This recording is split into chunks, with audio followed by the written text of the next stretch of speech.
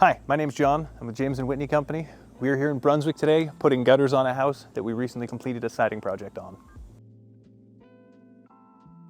So one thing that we do when we start putting up gutters is that if space allows on the fascia, we will add a piece of aluminum drip cap above the gutter. That will allow any water that's coming down the roof, if it wants to stick to the edge of the roof and the drip edge, it will kick onto that drip cap first, which will push it out and land it on the gutter.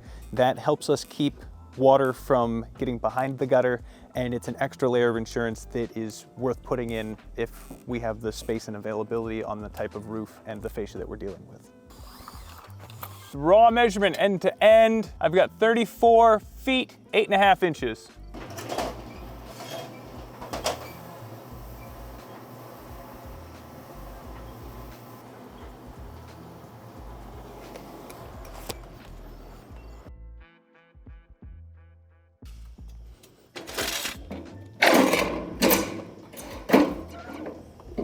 So after we print the gutters, we need to install the end caps, which keep the water from flowing out the ends, obviously. And we clamp them in place and then caulk them to seal them watertight.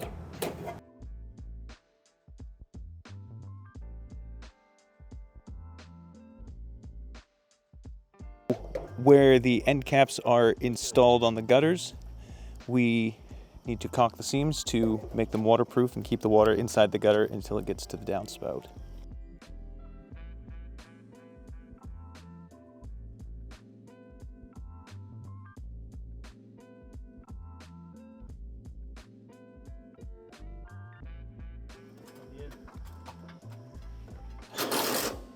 So we've got one gutter installed on the front of the house.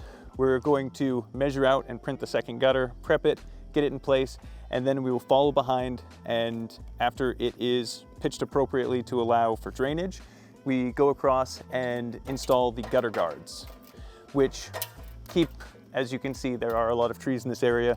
There would be a large buildup of pine needles and leaves, so the gutter guards will help deflect all of those and keep them from clogging the gutter, and we will install the gutter guards while we go along and fasten so that we only have to work along each area of the gutter once.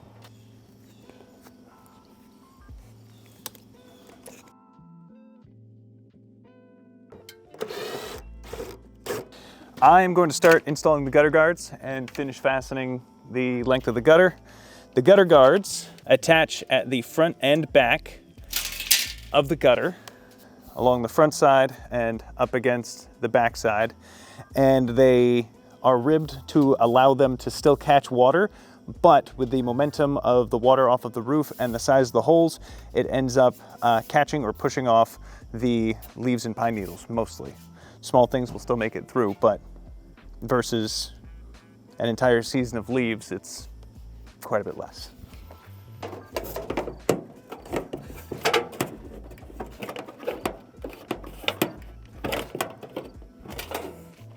Yep, we just screw it in about every foot to 16 inches or so.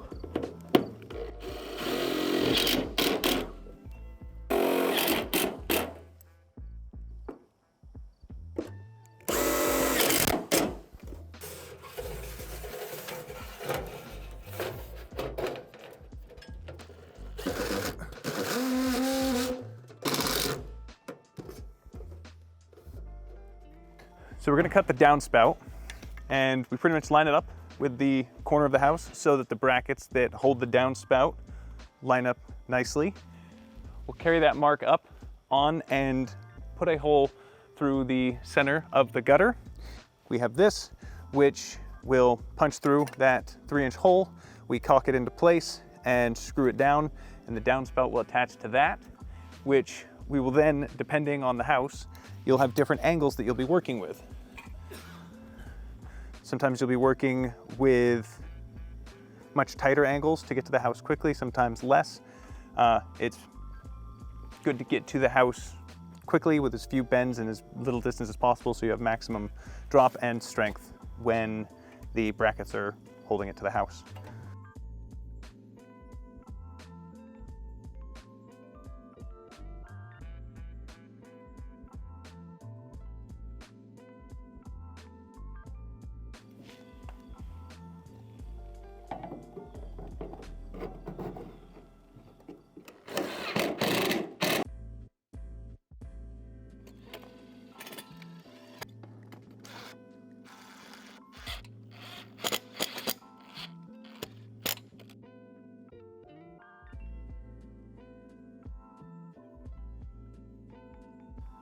Every piece of downspout pipe has, well, we call it a male and female end, but one is a more pronounced end and one is the receiving end that will go into another pipe. So we cut from the square end of the pipe, the female end, and that allows us to take any of the elbows that already have that crimped end that'll slide right into it. We get everything prepped from the hub all the way down to the ground and pre-build it, and then we can put it all in at once and attach it. And that is safer and also allows us to make sure that everything is assembled squarely. So I'm cutting this to length so that we can assemble the downspout.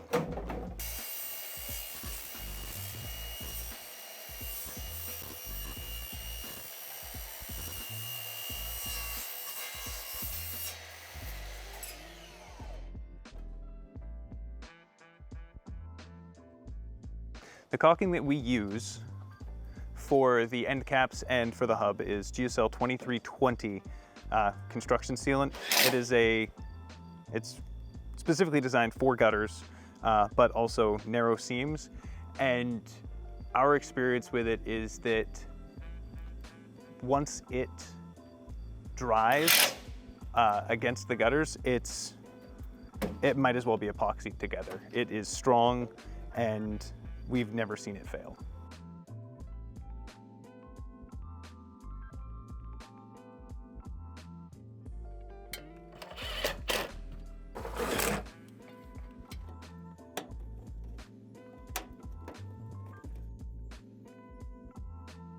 Pachi, you designed and put together this trailer yourself, right? Right. So obviously you built it around the gutter machine. Yeah, the way the gutter machine is, I did it to fit the way I need to do my, my pipes and the things that I really need quickly, Come on in. 2 coils over it, and they about 500 pounds each. We got this one black and white. We're using white right now, so here's how it goes. We feed the machine through here with the 15-inch white piece of sheet of aluminum, and it comes out this way.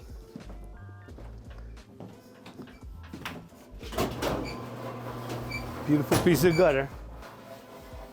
So we have all these materials very delicate, so we put the downspouts. I made space for them on the bottom, and all the fittings are stored in the back. They have to be kept inside their boxes because other than that they get scratched up and bent up.